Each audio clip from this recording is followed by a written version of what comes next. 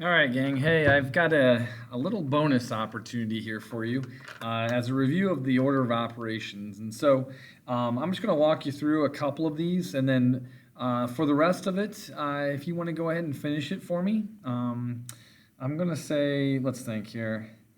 I may do the first three with you, and I'm going to ask you to do the next four. And if you, so through seven, I'm going to ask you to do through seven. And then from there, if you finish out 8 through 13, I'll give you bonus points for the ones that you do correctly.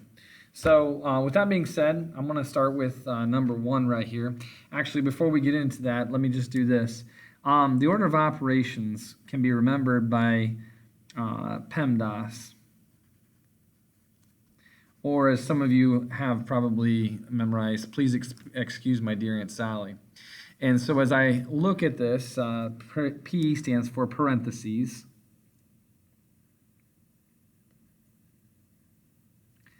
E is for exponents. M is for multiplication. D is for division. A is for addition. And S is for subtraction. Now remember, the multiplication and the division are from left to right. Likewise are the addition and subtraction. Okay, so whichever one comes first, you just go left to right with those. Okay, so as I look at the very first one right here, we are replacing all these weird symbols with an addition, a subtraction, well, any of these signs. Okay. So as I look at this, I guess what came to my mind is if I go ahead and plug in a multiplication for each of these, 3 times 2 is 6, times 2 is 12, and I know I've done it correctly. Okay, so just 3 times 2 times 2 gives me the answer there. Now the next one's a little bit more complicated, and as I got to thinking about it, the opposite of an exponent is a square root symbol, okay? And so what I did was this. If I take 8 plus 8, that's 16.